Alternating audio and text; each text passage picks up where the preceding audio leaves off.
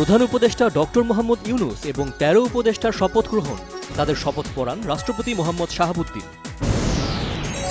শপথের আগে ফ্রান্স থেকে দেশে ফেরার পর ডক্টর মোহাম্মদ ইউনূসকে বিমানবন্দরে স্বাগত জানান ৩ বাহিনীর প্রধান ও বৈষম্য বিরোধী ছাত্র আন্দোলনের সমন্বয়ক সহ ছাত্র জনতা। অন্তর্বর্তীকালীন সরকারের প্রধান হিসেবে ডক্টর ইউনূসকে নিয়ে আশাবাদী গোটা জাতি, বলেছেন বিএনপি মহাসচিব মির্জা ফখরুল ইসলাম আলমগীর। ডক্টর ইউনূসের সরকার দীর্ঘমেয়াদী শান্তি প্রতিষ্ঠায় গুরুত্বপূর্ণ ভূমিকা রাখবে বলে আশাবাদ মার্কিন পররাষ্ট্র দপ্তরের। সাবেক প্রধানমন্ত্রী শেখ হাসিনার দেশ ত্যাগ ও সহিংসতার জেরে অনুপ্রবেশের চেষ্টা উদ্বেগজনকভাবে বেড়েছে দাবি ভারতের।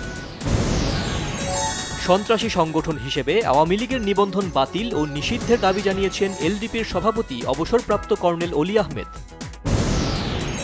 বিতর্কিত বিচারপতিদের বাদ দিয়ে রবিবার হাইকোর্ট ও আপিল বিভাগের বিচার কার্যক্রম শুরু করার দাবি সুপ্রিম কোর্ট আইনজীবী সমিতির।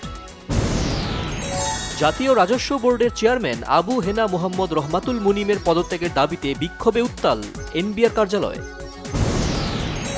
রাজধানীর সড়কগুলোতে ব্যক্তিগত গাড়ি চলাচল করলেও গণপরিবহন তুলনামূলক কম। মোড়ে মোড়ে যান চলাচল নিয়ন্ত্রণে শিক্ষার্থী, আনসার ফায়ার সার্ভিস ও বিএনসিসির সদস্যরা। ডাকাতি কিংবা যে কোনো স্থাপনায় হামলার খবর তাৎক্ষণিকভাবে সেনাবাহিনীকে জানানোর আহ্বান। শান্তি শৃঙ্খলা, নিরাপত্তা ও সম্প্রীতি রক্ষায় দেশের বিভিন্ন জায়গায় বিএনপির মতবিনিময় সভা। রাজধানীর বাইরেও তৃতীয় দিনের মতো যানজট নিরসন ও আবর্জনা পরিষ্কার পরিচ্ছন্নতায় শিক্ষার্থীরা। শরীয়তপুরের সখীপুরে চরকুমারিয়া ইউনিয়নে দুর্বৃত্তদের হামলায় স্বেচ্ছাসেবক লীগ নেতা মোহাম্মদ ফারুক নিহত, আহত ১০। গাজীপুর জেলা কারাগারে মিছিল ও সহিংসতার চেষ্টা, বেশ কয়েকজন কয়েদি ও কারারক্ষী আহত। কোটা আন্দোলনের প্রভাবে দেশের আমদানি রপ্তানি বাণিজ্যে বিরূপ প্রভাব, চট্টগ্রাম বন্দরে কন্টেইনার ও জাহাজ জট। জাতিবিদ্বেষ বিরোধী বিক্ষোভে উত্তাল লন্ডন, ব্রিস্টল সহ যুক্তরাজ্যের বিভিন্ন শহর, পরিস্থিতি নিয়ন্ত্রণের জোর চেষ্টা। প্যারিস অলিম্পিক গেমসে দ্বাদশ দিন শেষেও স্বর্ণজয়ে সবার উপরে যুক্তরাষ্ট্র, চোখ রাঙাচ্ছে চীন।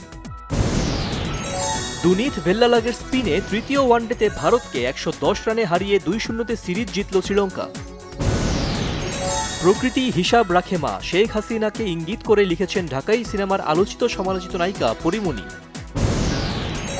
মুক্তি পেয়েছেন আওয়াজ উড়া গানের জন্য গ্রেফতার তরুণ র্যাপার হান্নান হোসেন শিমুল।